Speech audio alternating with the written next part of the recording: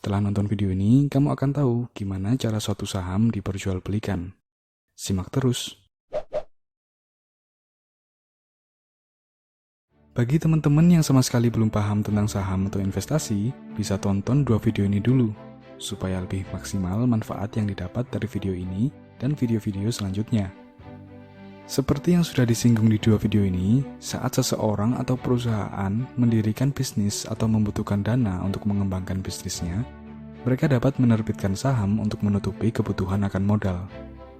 Individu atau perusahaan ini kita sebut dengan emiten, yaitu pihak yang menawarkan saham kepada pihak eksternal untuk turut serta dalam memodali bisnisnya. Sebenarnya dalam menghimpun modal, emiten tidak hanya menerbitkan saham. Dia bisa juga menerbitkan surat pengakuan utang dan semacamnya. Sekarang kita fokus ke sahamnya aja dulu. Pokoknya emiten ini adalah pihak yang meminta bantuan modal kepada kita, para investor, entah melalui instrumen saham atau instrumen-instrumen lain. Dan pasar modal adalah tempat bertemunya para emiten dengan para investor untuk melakukan transaksi jual beli saham. Pasar ini dibagi jadi dua, yaitu pasar primer dan pasar sekunder. Pasar primer adalah tempat di mana emiten pertama kali menawarkan sahamnya kepada pihak eksternal. Kegiatan ini disebut dengan IPO, singkatan dari Initial Public Offering. Jadi di sini yang melakukan penjualan saham itu perusahaan dan pembelinya adalah para investor. Biasanya perusahaan udah menentukan harga saham per lembarnya itu berapa. Sedangkan pasar sekunder adalah tempat di mana para investor melakukan jual beli saham dengan investor lain. Jadi yang jual saham investor, yang beli saham juga investor. Istilahnya seperti tangan kedua. Dan perusahaan sudah tidak melakukan transaksi. Di sini hukum permintaan dan penawaran itu berlaku dalam menentukan harga sebuah saham. Kalau lebih banyak investor yang ingin membeli daripada menjual saham, harga saham akan naik dan menciptakan tren bullish.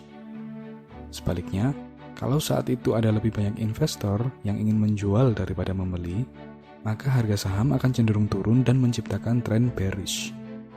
Agar lebih mudah dalam menghafalkan, coba perhatikan ini.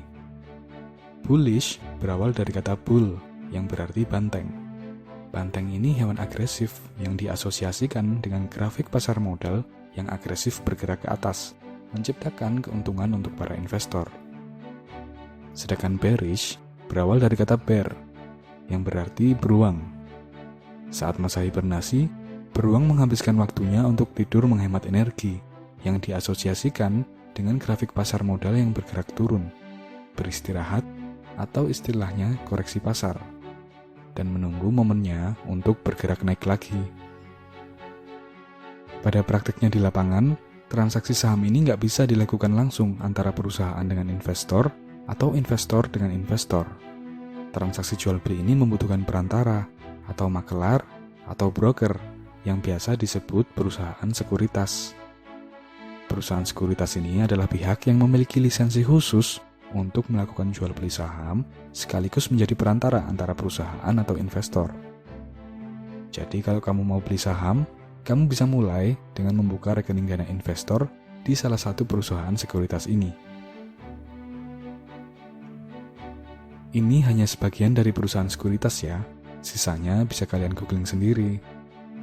Dan sebenarnya dalam transaksi jual beli saham ini melibatkan lebih banyak pihak lagi. Secara sederhana akan saya coba jelaskan lewat analogi dan penjelasan berikut. Saat kita melihat ke mall, seperti ini, bisa kita analogikan kalau mall ini adalah Bursa Efek Indonesia, tempat dilakukannya jual beli saham.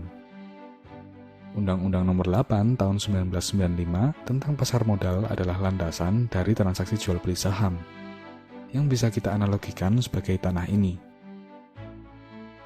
Lalu, perusahaan sekuritas kita bayangkan sebagai toko-toko kecil yang mendapatkan izin untuk membuka usaha di mall.